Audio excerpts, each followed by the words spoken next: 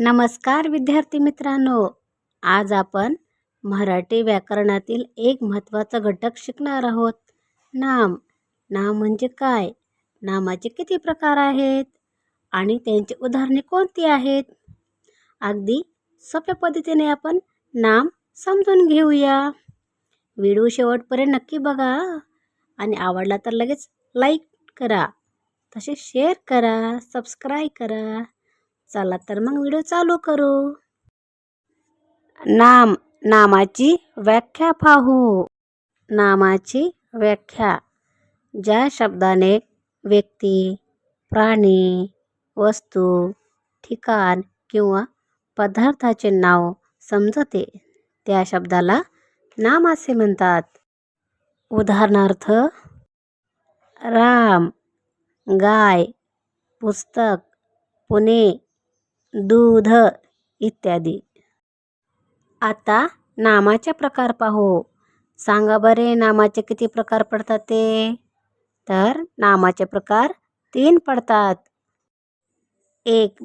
सामान्य नाम. 2. विशेष नाम. 3. भाववाचक नाम.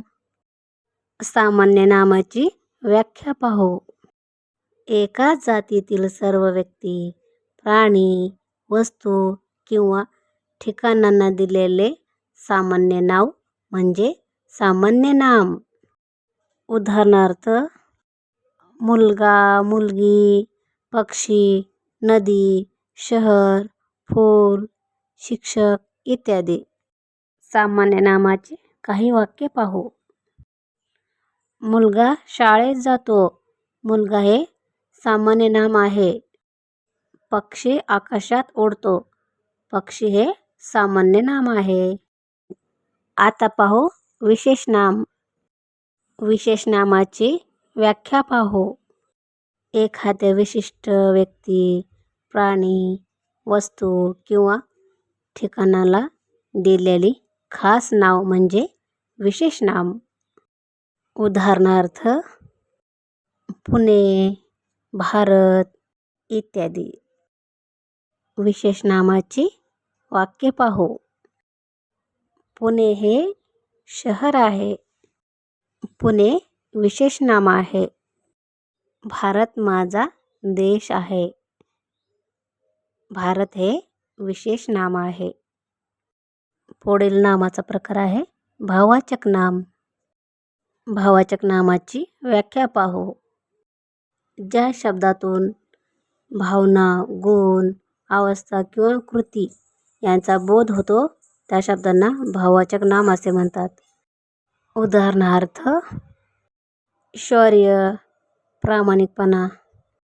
भाववाचक नामाची वाक्ये पाहू. शौर्याने सैनिकांनी शत्रूचा सामना केला. ह्या वाक्यात शौर्य हे भाववाचक नाम आहे.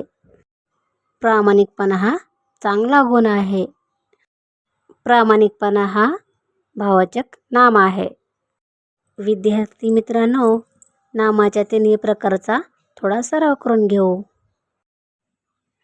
मुलगा, पुणे, शौर्य हे सांगा पाहू कोणत्या नामाचे प्रकार आहेत ते? मुलगा आहे सामान्य नाम, पुणे आहे विशेष नाम आणि शौर्य आहे भाववाचक नाम. विद्यार्थी मित्रांनो, आजच्या भागात आपण नाम आणि त्याचे प्रकार उदाहरण वाक्यसहित पाहिले आहेत.